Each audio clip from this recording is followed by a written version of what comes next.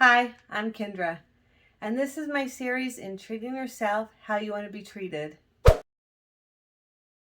I totally believe that venting is an addiction, just like overeating, over drinking, and manipulation, so that you don't have to make a change in your life. You just blow off steam so you don't have to make a change. It is an addiction, it's a problem, it's stifling. It also ruins communication. When you're venting, you're not communicating with people. It's almost like you're vomiting. Stop vomiting on other people and start just facing your problems. Start communicating with people. It's really important and it'll save your relationships. Because when you're blowing off steam, when you're venting, you don't really feel like there's a problem anymore, so you don't do anything about it. But honestly, you're letting it fester, and it's definite. The problem is festering, and it's getting bigger, and it's getting worse. Also, it really hurts relationships because it's hard to have a good, happy, healthy, loving, caring relationship when you're always upset and you're always venting about problems. It's a really hard to be around people like that. I do have an example of a friend of mine who I actually really liked and I felt really close to. And she lived in the city where I used to live, where I moved from here. And we actually had the same birthday, which was really cool. She was just a couple years older than me, and she'd been married a couple years longer than me. So she was probably had been married about 33 to 35 years at that time. And she vented about her husband the whole entire time that we were together, because we used to like hanging out with each other. So we started going at least once a week out to dinner and to drinks. And after we talked a little bit about small talk and how our days went and stuff, she would just start ranting and ranting and ranting about how horrible her husband treated her. And it was very sad, but it got really old after a couple months. I couldn't even be around it anymore. Believe me, I tried to talk to her and say, hey, let's talk about other stuff. I tried to change the subject. I tried to distract her. Nothing worked. It always came back to at least an hour of her ranting and raving and venting about her husband. And I believed her. I think it was horrible. And I would talk to her like, why don't you make a change? Why don't you try and leave? And she didn't see any advantage to leaving him. So she was gonna just talk about him like this the whole time, forever, when we were together. And then she would start drinking, and she would drink and drink and drink so much that it was scary when we were trying to leave. We would try and get her a ride, but sometimes she would run off and get in her car faster than we could stop her. And it just was very, very hurtful to herself. And she was keeping herself in this horrible, terrible, disgusting marriage because she just wanted to vent about it instead of do something about it. Please share in the comments any other subjects or ideas that you would like to hear me talk about. I have another example about my daughter. Sometimes she calls me and she's just upset and she's just freaking out and just screaming on the phone to me.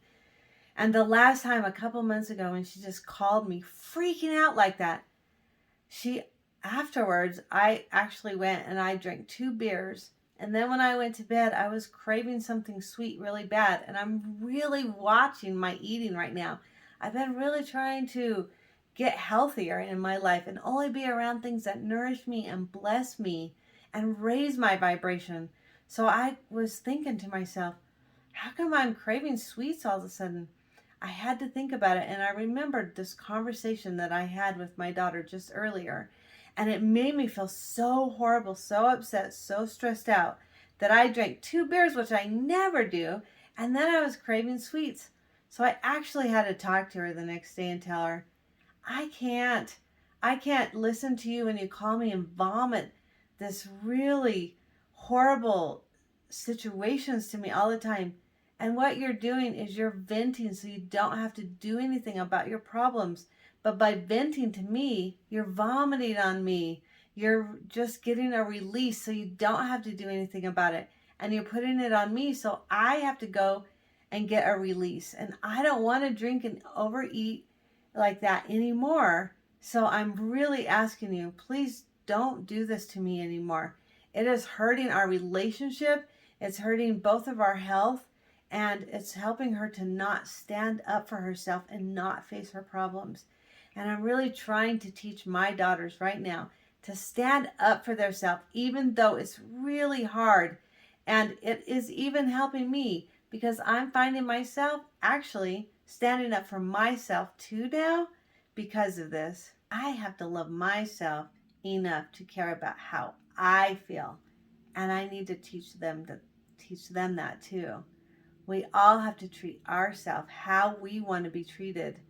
And by me treating myself how I want to be treated, I have to ask people, even though it's hard for me, to please stop venting to me about their problems because it puts undue stress on me that I don't want or need. And I want a relationship with them that's open and loving and caring, not a relationship with them where I feel vomited on. Also, talking about people behind their back, venting about them, is also ruining relationships. It makes a lot of tension and a lot of hard feelings between people because no one knows what other people are saying, but you actually feel like this very horrible feeling when you're around people. You can tell they've been talking about you behind your back. It is a horrible thing, and it ruins relationships. It causes a lot of resentment, and it ruins communication. You really need to just go to the person, and you need to go to them when you are feeling upset so you can really convey to them your feelings and how it makes you feel. Because by just venting and blowing off steam about the other person, it just keeps you from talking to them or doing something about it. Here's a little story of something that kind of happened to me. I found myself right smack dab in the middle of venting, and it wasn't through malice or gossiping or hatefulness. It just happened. When I moved here, I joined a group of people that were a networking group because I've always kind of joined networking groups when I move somewhere so that I can get to know people and I can find like electricians and plumbers and things like that that people, trust. And so I joined this group of people that got together to do networking. And after a couple months, it was pretty fun and we had good times and they had a lot of events for the public. But I found myself frustrated, and I was sitting at a table at a group meeting, and it's kind of spurted out of me. I'm just frustrated. Why aren't we having network events for just the members so that I can meet other members? It's one of the reasons why I actually joined this group. And the people at the table were like, no, we don't have those kind of networking events. And I was like, wow, that's really frustrating to me because that's really why I joined this group and what I wanted out of it. And I just felt really frustrated. And then after that meeting, the lady that was in charge of the meeting never talked to me again. She completely avoided me. She never talked to me. And after like 2 meetings of that, after I was like, what is going on? Because she had changed. Before that, she was nice to me. She talked to me. She was very friendly. And then I realized one of the people at that table must have ran to her and said something to her. And God only knows what they said to her. They could have twisted everything around. I have no idea what they said to her. And I said it out of frustration. And honestly, if I could go back and have just went and talked to her and asked her and voiced my frustration to her, everything would have been better. And I really have learned a big lesson in doing that because I ruined relationships. I actually had to stop going to these meetings. First of all, because there's no networking groups that I was actually joined to do. And secondly, because it was so uncomfortable with all the tension and probably resentment. Probably people said things I don't even know that they said about me. And it was just a horrible situation. So now I find myself not even being able to go to a whole networking group because I voiced my frustration. I vented. Lastly, I believe venting is an addiction.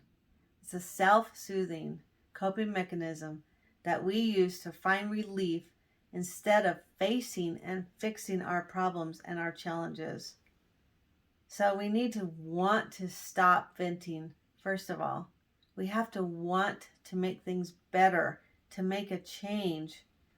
People don't like to be forced to change, but people will have to change when there's no one around them that they can blame their problems on.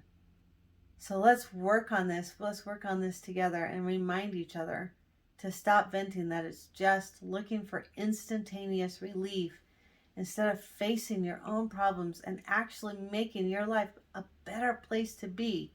It's so stifling to have these problems and not work on them. And that's why we have to look for relief. We have to look for relief through overeating or alcohol or oversleeping or porn addiction.